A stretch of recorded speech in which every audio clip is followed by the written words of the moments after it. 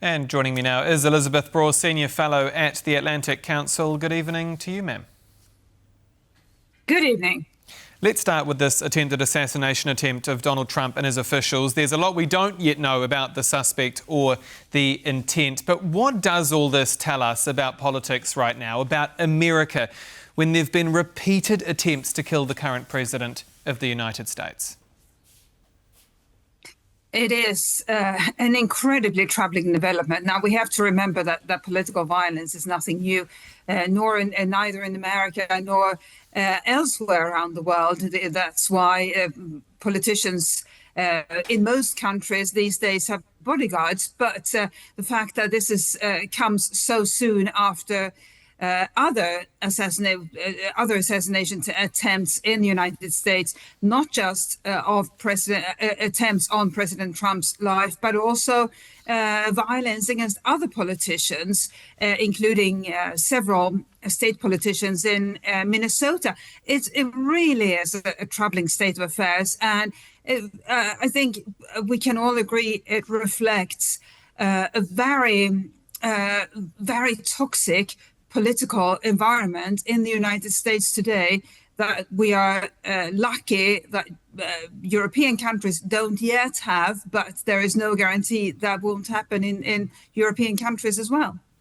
Of course, it's early days, but could this embolden Donald Trump and his MAGA supporters, like the shooting on the campaign trail in 2024, uniting them ahead of the midterms at a time where the movement has been fracturing over Iran?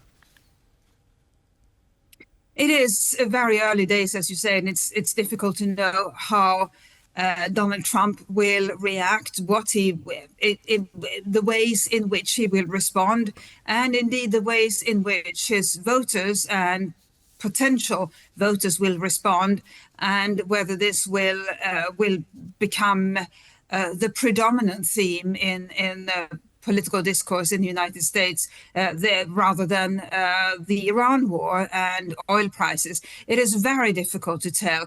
I don't think it will have the sort of lasting impact that a war has, simply because this is something that it's a momentary event. It was over within seconds, fortunately without anybody being seriously hurt. And the Iran war, with its implications continues, including high prices for consumers across the United States. I don't think this will supplant the Iran war, but it is clearly an additional aspect in political discourse. And I would hope, sorry to go on at length here, but I would hope that it will get people talking about how they can come together as a country. Unfortunately, I don't think that will happen. Now, of course, King Charles is set to arrive in America this week and address Congress on Tuesday. Now, other than security obviously being ramped up, we understand from our correspondent in Washington that is likely still to go ahead. What can we expect? Could the King meaningfully shift the dial on Ukraine, even the Middle East, given Donald Trump loves the royal family?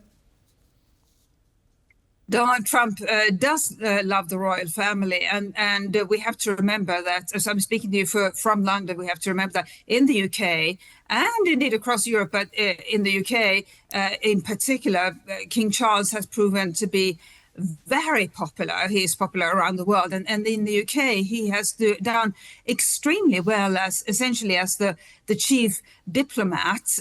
He is head of state, but he has purely a ceremonial role, but he has been able to get subtle points across extremely well, including when it comes to the importance of supporting Ukraine.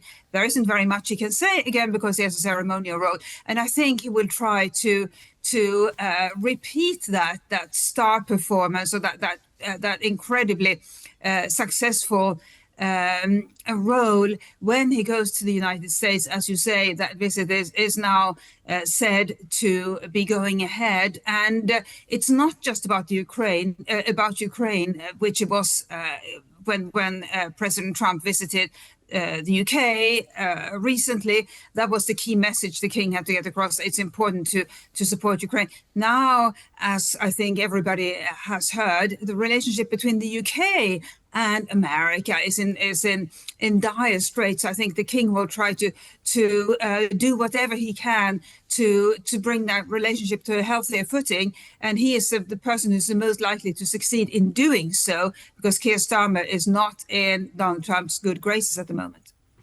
Right. I want to ask you not just about the United States, but about Europe too. Donald Tusk is saying, I'm not sure we can trust Washington's part in NATO security guarantees. Emmanuel Macron, he says Donald Trump is up there with Xi Jinping and Vladimir Putin and being dead against Europe. We've many times sat here on a Sunday night talking about how bad is it, but what is going on? Why are European leaders suddenly speaking so openly after months of denying much had changed?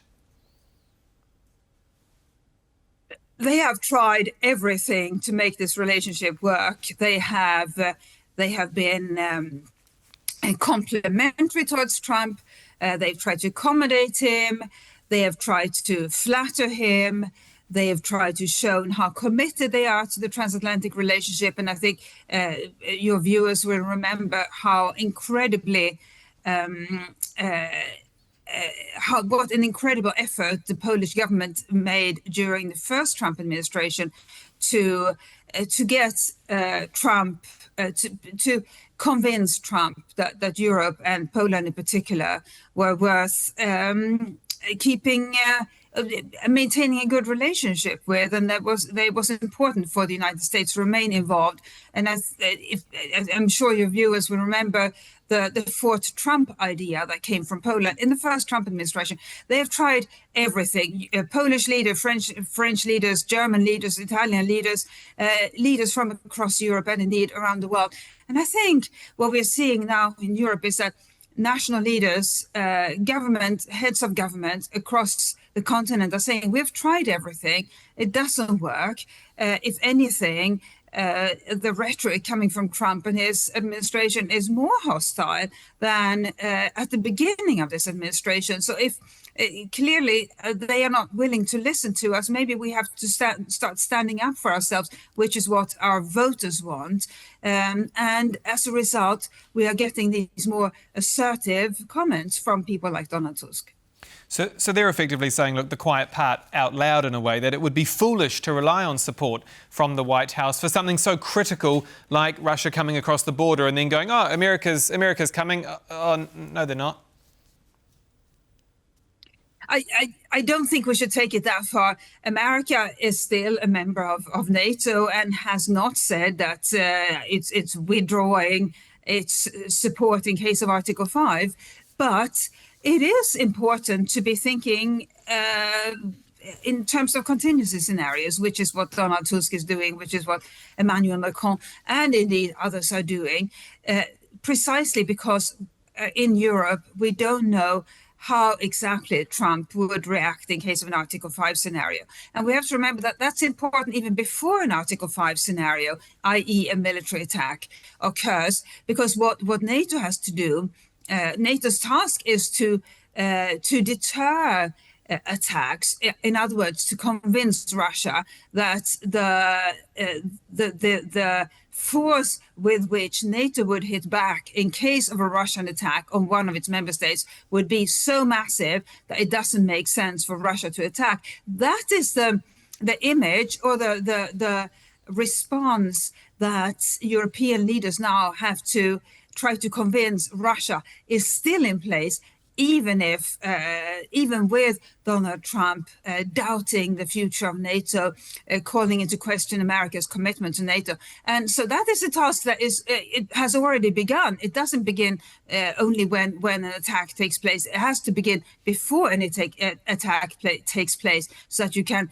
ideally convince the other side not to launch that attack. We're unfortunately running out of time, but I do want to ask you about this Plan B, this EU mutual defence clause that Emmanuel Macron has been referring to. He says, look, it's not just words and it's actually stronger than Article 5. What does he mean by that? Because it seems to me that it may have stronger commitment, obviously, from the European member states, but Europe can't really defend itself against Russia right now without America. Would that be right? It is paradoxical, is it not, that the European Union does have this mutual defence clause?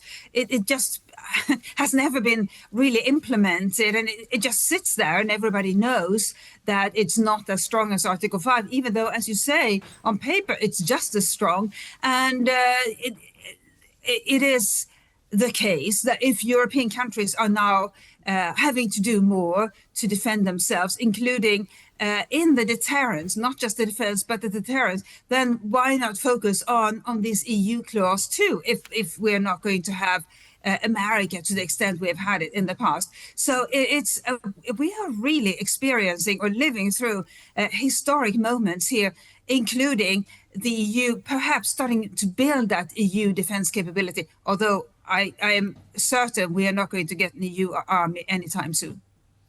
Elisabeth Braw, Senior Fellow at the Atlantic Council. Always a pleasure. Thank you so much for your time. Thank you. And that's all for World News tonight. Do stay with us here on TVP World for more. I'm Aaron Darman. Good night.